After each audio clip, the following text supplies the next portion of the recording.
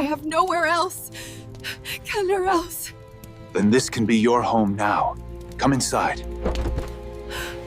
By first light, the frost had already begun to give up its hold on Mossgate, not all at once, not with any softness worth trusting, but in the slow and grudging way iron gives under a file, with water beating along roof shingles blackened by 12 winters of smoke, and then dropping one cold, bright bead at a time into the mud below.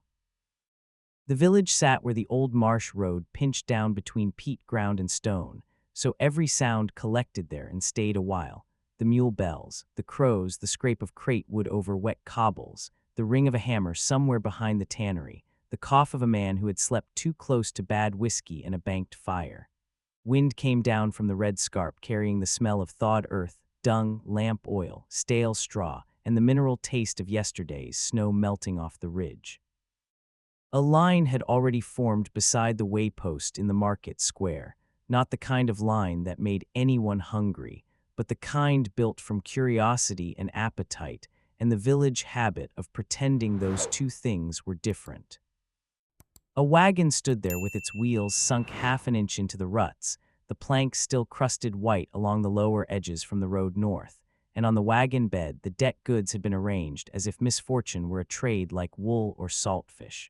3 sacks of rye, a broken loom, 2 milk goats with their ribs showing, a box of copper fittings green with old rain, then the breathing lot. The clerk at the post had a square jaw and a neat brown beard and fingers stained black from ink. He read from the ledger without expression, names when there were names, liens when there were not, 7 silver on the goats, 4 on the loom, 22.5 on the iron fittings if the screws were sound.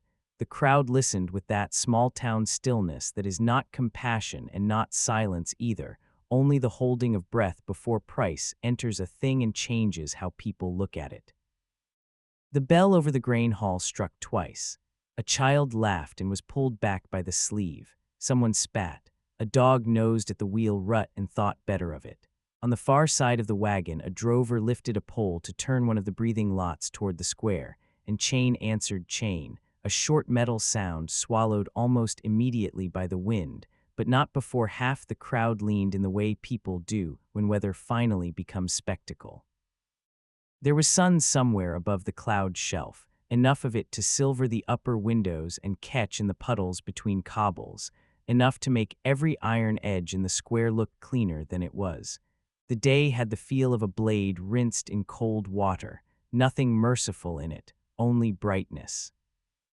She was chained by both wrists to a staple bolted through the wagon rail, though the chain was more insult than necessity, because one look at her told any sober person in the square that if she had been whole and willing, 6 men would have had trouble keeping her. She was taller than every human there except the cooper's son, and broader by half through the shoulders, with that dark marsh-green skin some southern clans carried, not the bright storybook green children painted on festival masks, but a deep peat tone veined with old scars and winter ash. One cheekbone had been split once and healed slightly high. Her lower lip was cut. There was a bruise under one eye turning from black to plum. Her left forearm wore a thin white seam the length of a skinning knife.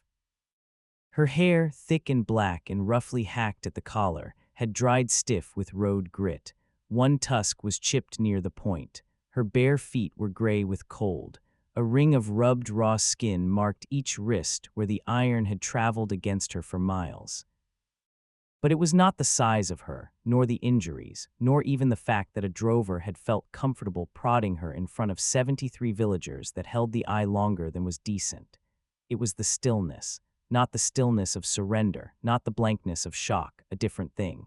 She held herself like a tree line in hard weather, every part of her conserving weight, measuring ground, refusing waste. She did not plead, she did not lunge, she did not lower her head for them. Her amber eyes moved only when they had reason to, and when they moved they counted distances, the gap between wagon and trough, the length of the drover's pole, the boy with the apron knife too close to the wheel, the old woman by the salt stall who would freeze first if panic started. The crowd saw a chained orc. They saw height, tusks, debt, trouble. One man at the back laughed and said she was worth more as a cart team. Another asked if the scars made the price go down. Most of them were already turning her into a tool in their heads. The one person who did not was a hunter named Aren Vale, aged 38, late of the East March Rangers, 12 years in service, honorably listed for 9 of them, and then expelled after a winter patrol at Lark Fen. Left for dead, including his partner Head Wren, whose body he brought back alone. Those were the facts on him. He stood near the tallow stall in a patched gray coat with marsh mud dried up to the shin, 3 rabbit pelts tied at his belt, and the look of a man who had learned not to waste language on crowds. He noticed what the others did not. The orc woman kept weight off her right side, not because she was weak, but because there was a deeper injury under the rags at her ribs. She watched the exits before she watched the faces. When the drover stepped too near, her shoulders did not bunch for attack. They flattened for balance. She was calculating, not collapsing. There was reason left in her. There was discipline. The clerk read again, debt transfer from the estate of Baron Tessar Vane, road levy attached, 17 gold, 8 silver, plus transport. Aren looked from the ledger to the woman, and then to the iron ring through her wrists. He asked, for the debt alone. The clerk glanced up, for the debt entry and release, if anyone is foolish enough to buy release. Aren set his pelts on the post, untied a leather purse, counted out 18 gold crowns and 1 silver falcon, and said, "Write it clean then." There was no speech, no public shame thrown at the square to make people feel smaller for enjoying it. He did not even look at the crowd. The clerk licked his thumb, turned a page, and began drafting transfer and discharge on 2 separate slips because law in the marches liked to split mercy into paperwork and charge extra for ink. The drover swore softly. He had expected labor money, not a closed account. Aren waited, signed where he was told, took the key when it came, stepped to the wagon, and opened the wrist irons. The woman did not move. He did not touch her. He did not hold out a hand like a man expecting gratitude to land in it. He took 1 step back, turned his body half aside so she had the road clear if she wanted it, and kept both palms visible at waist height. "Wisey," he said. That was all. If this story already has your heart, stay with Baba Yaga Universe, subscribe, and drop your city in the comments, because what was hidden under the bruises on that wagon would drag a frontier debt sale into blood, law, and old witness marks before the week was out. He collected his pelts from the post, lifted the folded discharge papers, and tucked them where rain would not reach. When the woman climbed down from the wagon, it was not graceful and not weak either. She landed badly on the right foot, adjusted once, and stayed standing by force. The crowd had expected thanks or snarling or a run for the Alder Road. What they got was silence. Aren handed her the discharge slip without stepping closer. She looked at it. She looked at him. Then at the road south, then the marsh east, then the square where nobody had met her eye while she was chained, and everybody met it now that the chain was off. "There is broth at my place," Aren said. "A bed if you want the loft, door if you do not." She stared another moment, measuring him as she had measured the wheel ruts and the pole. Then she took the paper. He lived 900 paces west of Mossgate proper in a timber house set back from the willow ditch, 1 room below, loft above, linta shed, skinning rail, roof needing patchwork over the north seam. He walked ahead and did not look behind to see if she followed. When he reached the door, he opened it, went inside first only long enough to kick the stool away from the threshold and bank the coals awake, then came back out and stood aside. "Wisey," he said again. She entered like someone stepping into a trap she intended to map from the inside. 3 days later, she stole his skinning knife. He found the empty hook above the basin, found her sitting on the chopping block under the eaves with the knife flat across her thighs, and said nothing at all about missing property. The blade had been cleaned. The edge had been tested on her thumb, not enough to cut. She watched him with the patient hostility of an animal too proud to bite unless bite meant something. He took down a second knife from the beam, squatted by the rabbit board, and went on with the work of dressing meat. At dusk she spoke for the first time. She said something in orc tongue, low and level, 4 words Aren did not know. He kept plucking feathers. She said it again, then watched for disgust or fear or the smiling stupidity some humans put on when they wanted a creature to know they considered it simple. Aren nodded toward the pot. If that means you're hungry, there's still broth. She looked at him a long time. It means your hinge screams when the wind shifts. He considered that, stood, opened the door, listened, and heard it, a thin iron complaint each time the gust leaned north. He got the oil flask from the shelf, handed it to her hilt first, and went back to the board. 10 minutes later, the hinge made no sound. The days settled into a rhythm the way snowmelt settles into ruts, by repetition and weight. On the 5th morning, she moved the woodpile 3 feet closer to the door because his old knee favored the left in cold weather. He did not mention that he had seen her notice. On the 6th night, he left clean bandage strips and salve on the table and slept in the chair instead of suggesting she uncover the wound at her ribs. On the 7th, she stood too close while he sharpened broadheads, close enough that if he had been the grabbing kind, he could have laid a hand on her throat. He shifted the stone, kept working, and said only, easy. The word changed shape in the room. It stopped meaning caution and became permission. 2 weeks later, he came in from the line traps with sleet on his collar and found his discharge paper missing from the shelf where he had left it beneath the elk tallow. She was by the window with the slip in her hand, reading it for the 4th or 5th time if the crease marks meant anything. Orc script and common script shared enough bones for patience to bridge the rest. You can keep it, he said. She looked at the page. Humans keep paper for power. Some do. Why did you buy the debt and not the bodies? Because the debt could be ended. She watched him. Why? He hung the wet coat by the stove, because it was wrong. Her stare did not soften, not because I was useful. And no, not because I am large. And no, not because you wanted something. And no.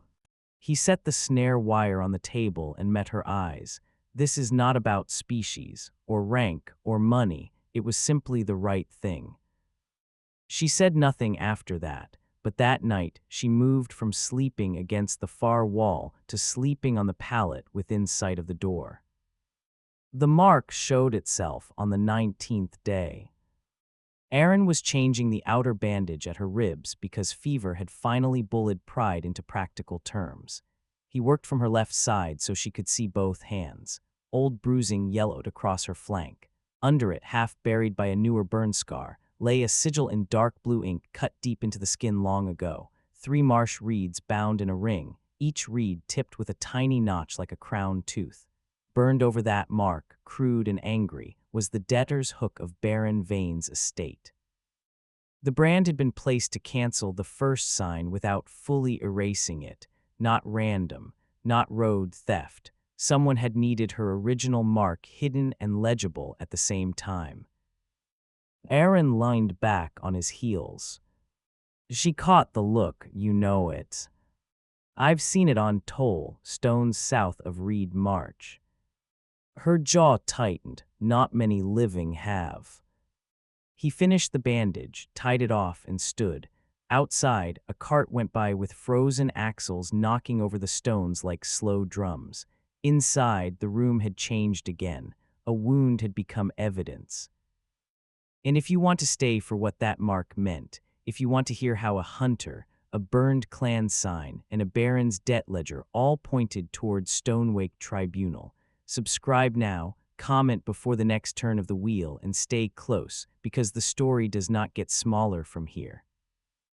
The person who named the mark was an old salt trader called Marrow Dane, 62 years old, left eye milk white, 14 crossings a year between Mossgate and the Low Marsh ferries, until age and damp bent his back. He came by the next afternoon to buy dried hair and stopped halfway through the doorway when he saw her rise from the bench. "Right crown," he said. The woman went still. "Who told you that name?" "I hauled lamp oil to Karst Fen before Vane took the roads." He set his sack down slowly. "Your people kept the sluice gates and the treaty ledgers. No toll collected east of the Black Wash stood without a reed crown mark." Aren closed the door against the wind. Marrow spoke the rest the way men state grain tallies after a fire. Flat, measured, no comfort folded into the facts. 3 years ago, Baron Tessar Vane claimed the Reed March owed him war arrears from the Scarp campaign. The claim was false.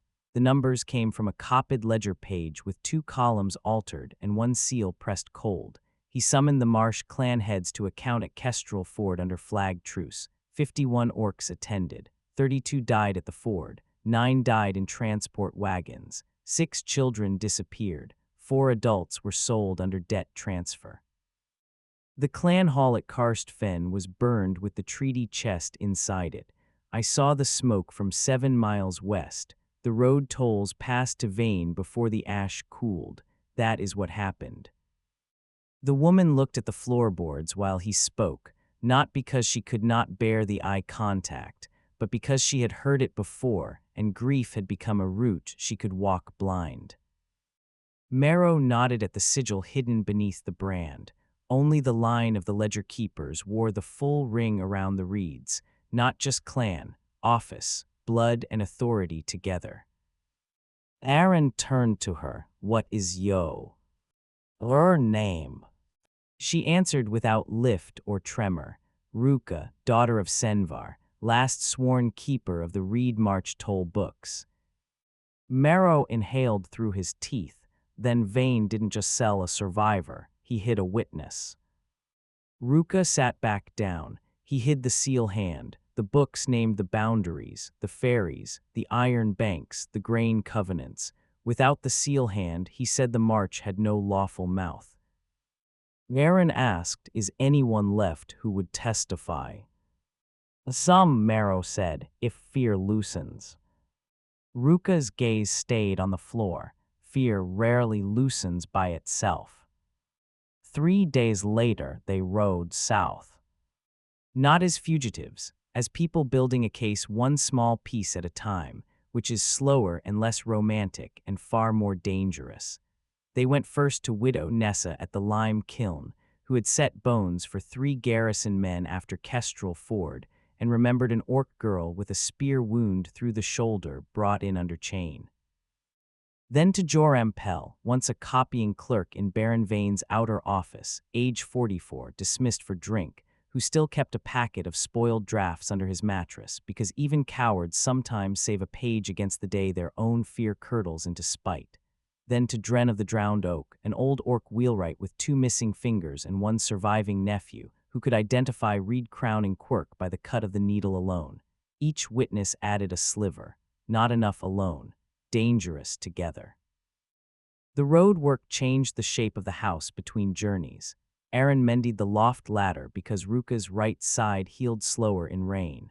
Ruhka refletched 12 arrows after seeing how his left hand stiffened at the first joint. He began leaving the kettle where she could reach it without stretching. She began setting his boots by the stove before dawn on marsh fog mornings. Once he came in to find the screaming hinge replaced entirely, old iron laid neat on the sill, a new peg carved from alder. "I said it screamed," she told him. "You solved it." It was loud. It was as close to fondness as either of them could afford then. By the 4th week, the village had noticed her not as a spectacle, but as a fact, and facts make people more nervous than curiosities, because curiosities can be dismissed, and facts begin to ask things of them. Children stopped throwing pebbles at the willow ditch when she passed. The baker's wife raised the bread price by 1 copper when Ruhka entered, and lowered it again when Aren entered behind her. Marrow Dane stopped pretending he had other places to be, and started sitting openly at Aren's table with witness names. the work had become visible. Then the reeve arrived. Havek Sorn, baronial reeve to Tessar Vane, came into Mossgate with 8 garrison riders, 2 pack mules, and a writ sealed in green wax. He was a narrow man with careful gloves and the sort of smile that treated law as a knife only he was licensed to carry. He had brought a collar chain. That told Aren the rest of the story before the writ was read. The writ named Ruhka of no family as transferred debt chattel, wrongfully concealed by one Aren Vale, hunter, late ranger, liable for obstruction, theft of bonded labor, and assault on baronial property if resistance occurred. Havek read it at the alehouse porch where everyone could hear. He smiled at the word property. That was deliberate. Aren asked for circuit hearing under March common law. He still remembered enough of service regulations to use the old forms against men who thought border villages had forgotten them. Havek's smile thinned. That law covers freemen. Ruhka stepped up beside Aren. Then prove I am not one. Murmurs moved through the square like wind in dead reeds. Havek gave them 2 days until the circuit justiciar reached Mossgate on his monthly ride. 2 days before the law would be heard in public. 2 days for witnesses to vanish, papers to burn, or courage to turn back into its usual shape. That night Joram Pell's shed was set on fire. He lived, the packet of copied drafts did not, except for 1 page he had hidden under the slop bucket in a habit so mean and practical it probably saved 3 lives. The page bore column marks from Vane's war levy account. 1 total had been scraped and rewritten. You could see it in candlelight. You could see the ghost of the first number underneath. The next morning Widow Nessa told Aren that 2 garrison men had stood at her gate before dawn and asked whether old women slept warm in lime kilns. By noon, Marrow said he would still testify. By dusk, Dren said his nephew would not. People began avoiding the road to Aren's house. On the second night, with the hearing only hours away, Ruhka stood in the doorway with her bedroll tied and her discharge paper folded into the seam of her belt. The moon was a thin hook over the willows. Beyond the ditch, Mossgate held its lamps close like a village ashamed of its own eyes. "They will burn your house next," she said.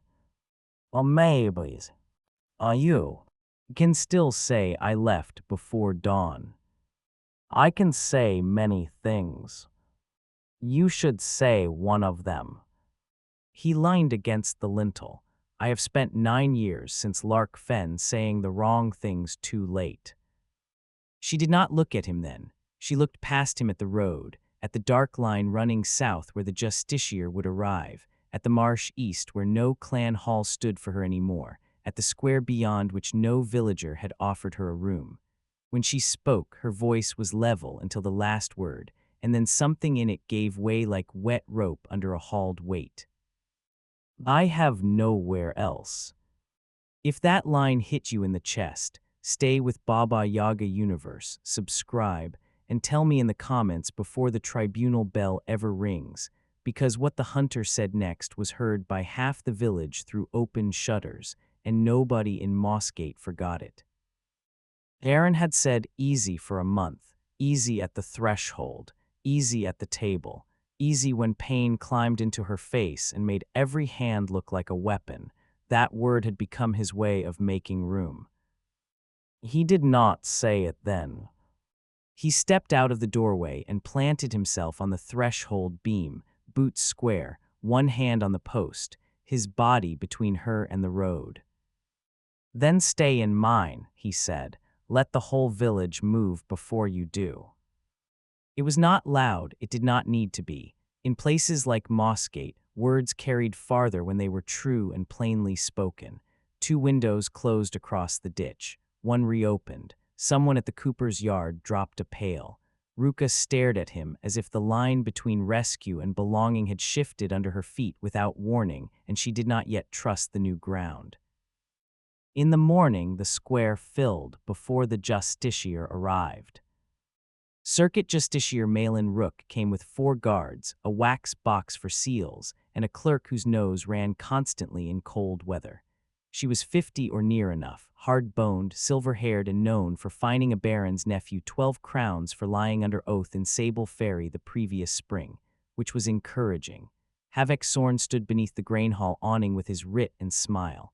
Aren stood opposite with Ruhka, Marrow Dane, Widow Nessa, Joram Pell, and Old Dren. 79 villagers ringed the square. 2 crows watched from the hall roof as if even birds understood that public counting was about to take place. Havek read first: debt, concealment, bond service, property. His voice was smooth. His case rested on the branded hook and the estate seal on the writ. Then Justiciar Rook looked at Aren. Your answer. Aren set the discharge paper on the table. Debt was purchased and ended in open square before witnesses on the 12th Thade. Release entered by Clerk Hobb at the Mossgate waypost. Clerk Hobb, pale as milk left out too long, confirmed it because ledgers make cowards honest when enough eyes are on them. Havek said the discharge is void on concealed noble asset and stolen clan claim. Rook's head turned, then prove concealed status.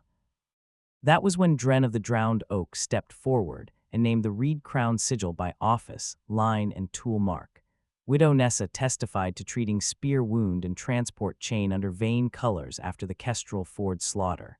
Joram, shaking so hard his loose teeth clicked, produced the half-burned levy page and pointed to the scraped total beneath the rewritten one. Marrow Dane stated distances, smoke direction, wagon counts, and road transfer dates. No one cried, no one embellished. The truth accumulated in the square, the way stormwater fills a rut steadily, without needing beauty. Then Rook asked Ruhka for her name. Ruhka stepped into the open with her shoulders level and the debtor brand visible where the collar of her tunic had been cut back. Beneath it, by Dren's careful scraping of salve and charcoal, the old sigil showed dark and whole enough to read. Ruhka, she said, daughter of Senvar, last sworn keeper of the Reed March toll books. Kestrel Ford was not a hearing. It was a slaughter. My father died there. My mother died in the transport wagon 2 days later. 6 children vanished. 4 of us were sold. The levy was false. The books existed. Baron Vane took the roads before the bodies were buried. Havek tried to laugh. A branded orc makes grand claims. Ruhka looked at him, and if there was fury in her, it had cooled into something more dangerous than shouting. I make exact claims. Rook held out a hand for the burned levy page. She studied the scrape marks, then the discharge, then the brand over sigil. Where are the original Reed March books? Ruhka answered, hidden. Havek seized on it, convenient. Ruhka reached into her belt seam and drew out not parchment, but a flat river stone the size of a palm, drilled through with a bronze pin gone green at the edges. Murmurs broke all around the square. Marrow swore softly. Dren bowed his head once. The seal spindle, he said. Ruhka laid it on the tea. Tribunal table. The books were copied by spindle pressure into wax before each quarter turn. The master spindle leaves a cut no forged office owns. My mother pushed this into my hand at Karst Fen. I carried it under chain for 19 days. Rook took wax from the clerk, warmed it over the lamp, pressed the spindle, and lifted it. 3 reeds in a ring, 1 notch on the center reed where the metal had been dented long ago. Joram Pell made a sound like a man kicked hollow. That notch, he said, it is on the copied road permits from before Vane took them. I copied 6 myself. Rook turned to Havek. Do you contest the mark? Havek's face had emptied. She asked again, louder, for the square and for the record, do you contest the mark? He did not answer. Then Justiciar Malin Rook stood. held the writ of seizure in one hand and Aren's discharge in the other, and gave judgment where all could hear it. The bond claim is void, the underlying debt is fraudulent. The person named Ruhka, daughter of Senvar, is free under March common law and recognized as surviving seal hand of the Reed March toll office pending higher review at Stonewake. Baronial seizure is prohibited. Any further attempt at transport or branding will be charged as kidnapping, mutilation, and obstruction of tribunal. Clerk, enter it. Guards, keep the table. Public vindication is not a trumpet. It is a set of words said before witnesses that cannot be unsaid afterward. Still, when Havoc reached for the writ out of habit, one of Rook's guards put a hand on his wrist, and the whole square seemed to inhale at once. The reeve let go. Rook then did one better. She took Havoc's writ, broke the green seal in full view of Mossgate, and passed it to the lamp flame until it curled black. No one cheered at first. Villages do not always know what to do when a lie they have lived beside is dragged into daylight and named properly. Some looked ashamed, some relieved, some merely practical, already calculating what side of history they could still afford. The baker's wife cried. Clerk Hobb sat down on an empty grain sack as if his bones had been borrowed and just returned. Marrow-Dane laughed once through his nose like a man who had finally seen a rotten beam give way. Ruhka did not cry. She stood there with the broken claim burning down in the lamp tray and looked, for the first time since the wagon, like her weight belonged to the ground beneath her. At dusk they walked home by the willow ditch. No crowd followed. Public moments end that way more often than songs admit. The world makes room for truth and then asks what is for supper. At the threshold of Aren's house, where the new hinge turned without complaint, and the patched roof still needed another board on the north seam, Ruhka stopped with one hand on the post he had held the night before. "I meant what I said," she told him. "I had nowhere else." He set his bow against the wall. "You have here, if you want it." She looked into the house, at the stove, the table scarred by knives, the loft ladder he had mended, the place by the door where she had slept her first week because she trusted exits more than beds. Then she looked back at him. "I want it," she said. That was all. It was enough. 7 months later, the first Reed March petition went to Stonewake with 12 signatures, 3 witness seals, and 1 spindle mark pressed in blue wax. Marrow carried it south in a leather tube under his coat and charged no fee. Widow Nessa moved into the old ferryman's cottage near the east ditch. Dren's nephew came back after snowmelt and took work repairing sluice wheels. 2 of the lost children were found in service households upriver and brought home by law, not stealth. Aren patched the north seam before winter. Ruhka reopened the toll path not as a baron's choke point, but as a counted crossing with rates posted on ash boards where anyone could read them. By the second spring there were smoke lines again over karst fen, thin at first, then steady. A threshold is a small piece of the world, 2 posts, 1 beam, a hinge that either yields or holds, but lives are divided there more cleanly than on battlefields. A village ledger can price a body if cruel hands keep the ink. A doorway, kept honestly, can give that body back its name. If this story stayed with you, subscribe to Baba Yaga Universe and tell me which moment hit you hardest. The wagon in the thaw, the stolen knife on the chopping block, the reed crown mark under the brand, the line "I have nowhere else," the hunter's answer at the doorway, or the writ burning in front of the whole square. Drop your city too. I read every single comment.